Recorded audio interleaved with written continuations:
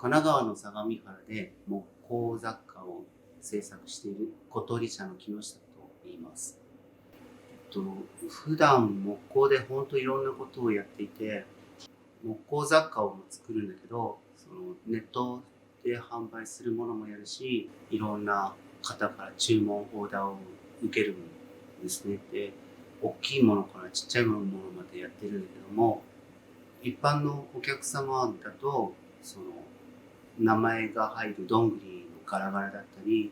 入試ケースだったり、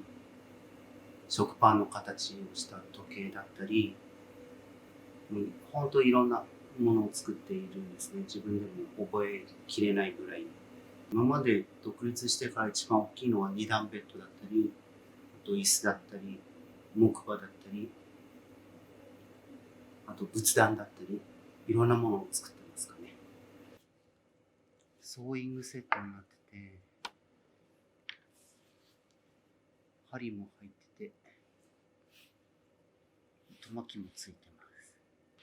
す。時代だからビクトリア時代っつったかな。なんかね、ご婦人がしてるのがすごい流行した時代があるんですって。アンティークであって、それをオーストラリアの人が再現して作ってたんだけど、その人が辞めちゃって作ってくださいって言うんで再現して作って、こう始めたきっかけになったのは、なんだろうな、一回就職した時に多分そのものづくりから離れたんですね。で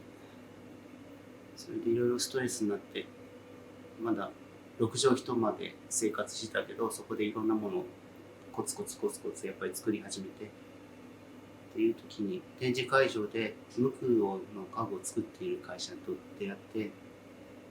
その当時は図面を描いてたので、図面描くよりもサンドペーパーで木磨いてた方が楽しいだろうなと思ったら、もういても立ってもいられなくて、家具創作家具を作っている会社に再就職しましたね。なんだろうな、一番の魅力はやっぱり木ってすごいなと思ってて、法隆寺の五重塔の木なんかも2000年以上前の木だし、世界で一番古い木造建築だし、そういうのを実際見に行くと、わあすごいなっていう、恐れ多い感じもするし、でケミカルなものじゃないので、どこをとってもバラバラなんですよ。だからそういうのはずっと加工してても飽きないし、で変な話だけど、自分が死んじゃっても自分が作ったものがある程度は残るし、なんか木そのものが好きですかね。僕らが、例えば僕が木工やりたいなと思った時は、勉強できるところがたくさんあって、でも今は勉強実際にできるところは結構なくて、例えば YouTube とかでいろいろ簡単には表面上は勉強してマスターできるけど、全然もっと奥深いところがあるので、今の若い子たちはそれができないんですよね。なんかそういうのを残すことが実はできて、時々家具を修理してくださいって頼まれるんだけど、もちろん亡くなっている方の手作りの跡っていうのがその作った家具とかには残ってるんですよ。そういうのを見ると、すごいな、さすがだなっていう経験ができるので、僕も負けないようにしっかりしたものを作っていきたいですね。今後は、だんだんやっぱり年取ってきて、今若い頃できた仕事がやっぱりその時間でできなくなったりとかも実際してるので、あと20年は木工やりたいので、たら自分の体力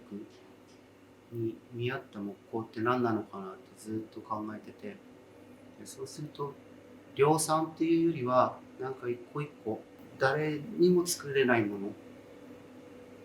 ていう、なんかコピーするんじゃなくて、なんかアートっぽい、例えば時計が作れたりとか、何かできるんじゃないかなと思って、それはい